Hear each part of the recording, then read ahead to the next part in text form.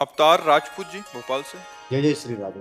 श्री हरिवंश महाराज जी, राधे राधे गुरुदेव भगवान। महाराज जी, हर युग में भगवान किसी ना किसी रूप में आते हैं।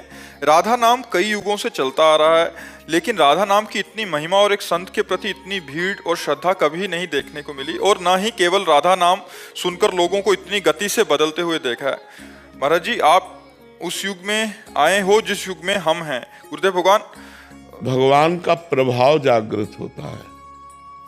भगवान तो सबके हृदय में है, तो भगवान का प्रभाव जागृत होता है। जैसे वही बात आप जानते हैं, आप बोलें तो उसका प्रभाव नहीं पड़ेगा, और इनके वाणी में भगवान जागृत हो चुके हैं, तो वही बात ये बोलेंगे तो हजारों लोगों के ऊपर प्रभाव पड़ जाएगा।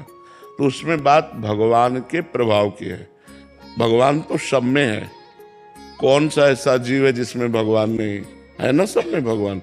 तो सब भगवान के ही तो रूप हैं, तो सब भगवान के ही अंश अवतरित हुए हैं, सब भगवान के अंश से अवतरित हुए हैं। अब भगवान जहाँ जितना प्रकाश कर देते हैं, किसी को प्रकाशित किया 100 आदमी को बदल दिया, किसी संत को प्रकाशित किया 1000 आदमी को, किसी को प्रकाशित किया देश का देश बदल, तो वो भगवान का प्रभाव होता है, वो भगवान का प्रकाश होता है, व्यक्ति का नहीं होता। इस व्यक्ति का प्रभाव नहीं है, उस परमात्मा का प्रभाव है। वो चाहता है तो उस वाणी में बैठ कर के जीव का मंगल कराने लगता है। वो चाहता है तो नाम का प्रकाश होने लगता है। क्या राधा नाम हम ही ने पहली बार लिया? क्या बहुतों ने लिया है, बहुतों ने गाया है, महिमा गाई है। अब उनको यहाँ से प्रकाशित करवाना है, तो जब बोला राधा तो करोड़ों लोग बोल रहे हैं राधा राधा, है ना। तो वो भगवान का प्रकाश है, वो भगवान का प्रभाव है, अवतार नहीं, अवतार नहीं, भगवान का प्रभाव। भगवान तो सब में, और भगवान जब अवतार लेते हैं तो अपनी अनंत शक्ति से लेते हैं। दुष्टों का संहार करना, भक्तों को सुख देना, प्रेममयी लीला करना, मतलब वर्षा कर देते हैं भगवान जब अवतार लेते हैं। घोर पापियों को भी भगवान परम पद देते हैं, बिना साधना के भी परम पद देते। अवतार एक अलग चीज है। अवतार का मतलब होता है स्वयं भगवान पधारे हैं। हम लोग सब भगवान के अंश हैं, तो जहाँ की जितना प्रकाश हुआ उतना प्रकाशित होने लगता है, तो उसी प्रकाश को लक्ष्य करके हम कहते हैं कि ये तो भगवान ही है, क्योंकि भगवान का प्रकाश हो रहा है। इस लेकिन भगवान नहीं है, वो भगवान का अंश है। भगवान तो जब अवतरित होंगे तो हाहाकार मच जाता है। देखो 6 दिन के थे, 6 कोस में जिसका शरीर पड़ा था, ऐसी पूतना को 6 दिन में मार दिया, नहीं मार दिया? अच्छा, अपने को कहा जाए कि 100 किलो अंगुली में उठाओ, इस छिंगुली अंगुली में भगवान ने 7 दिन 7 रात गिरिराज महाराज को धारण किया। एक पूरा संपूर्ण ब्रजमंडल की रक्षा की कि नहीं की? तो भगवान है, हम सब भगवान के अंश हैं। अब अंश में जहां जितना प्रकाशित हुआ, तो हम लोग उस प्रकाश को देखकर बोलते हैं कि ऐसी क्षमता मनुष्य में नहीं होती, ये तो साक्षात भगवान है। उस प्रकाश को देख करके, पर वो साक्षात भगवान नहीं है, भगवान तो साक्षात कुछ और है। हम सब भगवान के अंश हैं। अब एक अंश है भगवान के बड़े बड़े ऋषि मुनि जो आकाशचारी हैं, और हम उछले तो धम्म से गिर पड़ेंगे, और वो आकाश में भी चल रहे हैं, तो अंश वो भी हैं भगवान के। एक है कि वो जो चाहे नई सृष्टि रचना कर सकते हैं, लेकिन वो भगवान नहीं, भगवान के अंश हैं। उनमें जितना पावर प्रकाशित हुआ, भगवान का पावर अनंत है और हम लोगों का पावर सीमित है। भगवान का पावर अनंत है, उनको अनंत कहा गया है। तो हम लोग भावना में कह देते हैं, लेकिन भगवान तो भगवान है। जब वसुदेव देवकी जी ने पूर्व जन्म में तपस्या की और भगवान से कहा आप जैसा पुत्र चाहिए, तो कहा मेरे जैसा तो सिर्फ मैं ही हूं, मैं ही आऊंगा। तो भगवान कृष्ण के रूप में पधारे। जब मनुष्य रूपा ने तपस्या की, भगवान प्रकट हुए, तो भगवान से कहा मैं आप जैसा पुत्र चाहिए। तो उस समय भी भगवान यही बोले कि मेरे जैसा तो सिर्फ मैं ही हूं। तो वही राम जी के रूप में प्रकट हुए, मनुष्य रूपा दशरथ कौशल्या बने, और भगवान राम के रूप। तो भगवान जैसे तो सिर्फ भगवान है, भगवान के भय से वायु चलती है, भगवान के भय से मृत्यु भयभीत होकर काम कर रहा है, भगवान के भय से पृथ्वी जल में नहीं डूब रही, भगवान के भय से सूर्य चंद्रमा अपना प्रकाश समय पर कर रहे हैं।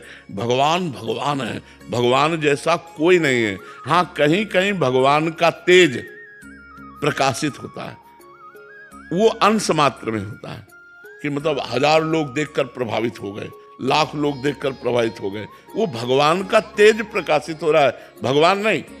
भगवान तो अनंत महिमाशाली है। जितने ब्रह्मांड हैं ये भगवान के एक रोमकूप में है, इतने महान भगवान हैं। देख रावा माते तिन अद्भुत रूप अखंड, रोम रोम प्रतिलागे कोटि कोटि ब्रह्मांड। जैसे गूलर के फल में दाल ऐसे झुके और उसमें 10 गूलर लगी है, ऐसे एक रोमकूप में 10 ब्रह्मांड, लाखों ब्रह्मांड है। और उस ब्रह्मांड में एक ब्रह्मांडीय मृत्युलोक है, और इस मृत्युलोक में कितने जीव है। अब भगवान की महिमा सिर्फ भगवान, भगवान जैसा कोई नहीं। हाँ, भगवान का जहां प्रकाश, किसी की वाणी में प्रकाश, किसी के चेहरे में प्रकाश, किसी की भुजाओं में बल रूप से प्रकाश, अलग अलग, किसी के माइंड में प्रकाश, अलग अलग प्रकाश दिए हुए हैं। तो भगवान का ही सब। अब देख लो, भगवान का प्रभाव है तो वैज्ञानिकों ने क्या क्या नहीं बना दिया। भगवान ने ही तो पावर दिया वैज्ञानिक को माइंड का। अब एक कील फेंको ऐसे ऊपर, वो धम्म से नीचे गिर जाएगी और सैकड़ों आदमियों को बैठाल के हवाई जहाज उड़ता है। नहीं उड़ता, वो भी तो धातु का ही तो बना होता है और हवाई जहाज उड़ता है। तो ये सब किसने दिया?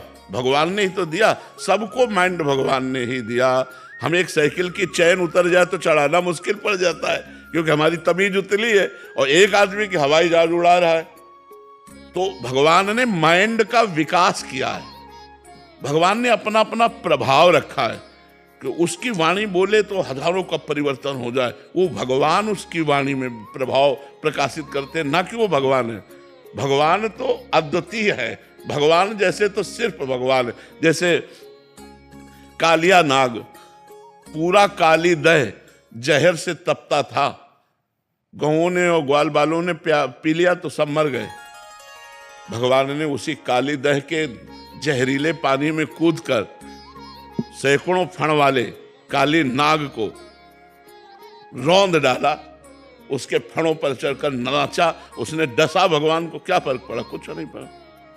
आखिरकार वो चरणों में गिर करके रमणक द्वीप में आज भी वास करता है।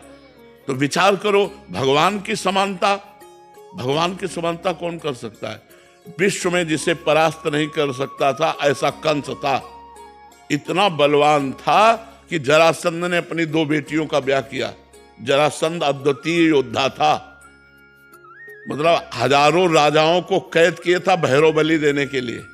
हजारों राजाओं को कैद किए था, भगवान ने उनको छुड़ाया। तो कंस को भगवान ने बाल पकड़ के घसीटा, 11 वर्ष की अवस्था में थी, बाल पकड़ के घसीटा, मंच पे पटक दिया, ऊपर कूदे, मर गया जान से।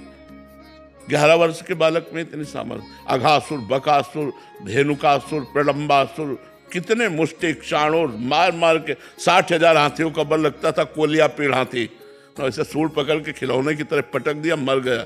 भगवान जैसे भगवान भगवान जैसा कोई हो ही नहीं सकता। उनके अंश हैं। अब किसी में तेज प्रकाशित है, वाणी में, बुद्धि में, बल में, बोले यार ये तो साक्षात भगवान है। अरे भगवान का अंश है। एक अंश भगवान के सूर्य है, तो पूरे आप विश्व में कहीं घूमिए और सब जगह प्रकाश यही दे रहे हैं, जहां देखो वहीं अपने सामने नजर आएंगे। एक अंश से भगवान से माया पूरी, एक शक्ति है माया, ऐसी अनंत शक्तियों के स्वामी भगवान है। तो भगवान जैसा तो सिर्फ भगवान है।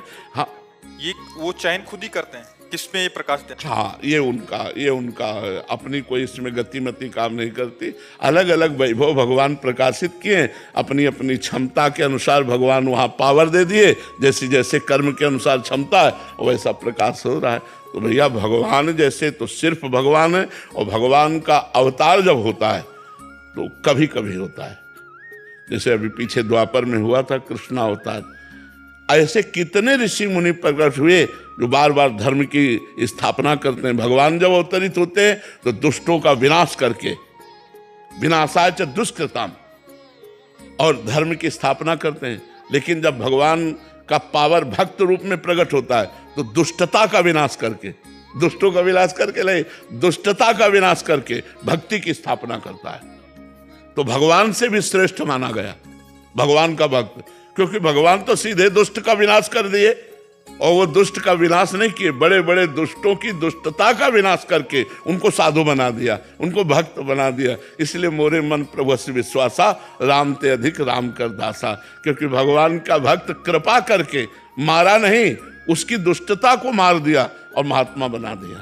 श्री जी स्वयं प्रकाशित होती है या आपने सहचर्यों को भेजेंगे जिससे प्रकाश हो उनकी? देखो, न सहचरी आई है और न श्री जी स्वयं आई है, श्री जी की कृपा दृष्टि हुई है। अभी श्री जी का महात्म तो ये तो उनका महात्म सुना रहे लालजू का, और ऐसे लालजू जिनके चरणों में मुकुट रखते हुए हमारी महारानी जो है, श्री जी की कृपा दृष्टि, कृपा कोर मात्र होने से ये प्रभाव है, ये श्री जी की कृपा कोर का प्रभाव है। श्री जी कृपा कोर कर दिए, जरा सी प्रभाव ही प्रभाव दिखाए।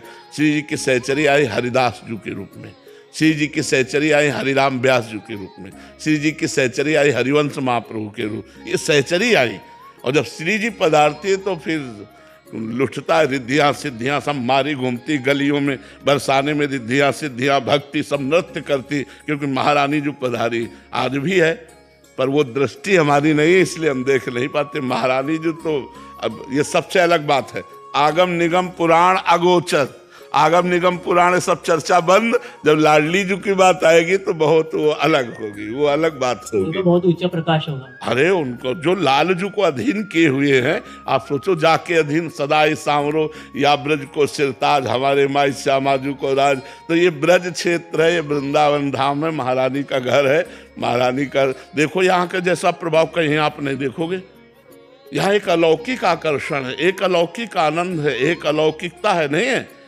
और चाहे यहाँ का जो वासी है, चाहे जहाँ वो सीमा के बाहर निकलेगा तो उसके प्राण व्याकुल हो जाएंगे, भैया हम बरसाने के बिना नहीं रह सकते, हम वृंदावन के बिना नहीं रह सकते, हम ऐसे, मतलब कुछ है ऐसा, कहा नहीं जा सकता, पर जो हमारे हृदय को पकड़ लिया है, अब हम जी नहीं सकते, अब हम राधा नाम के बिना जी नहीं सकते, वृंदावन धाम के बिना जी नहीं सकते।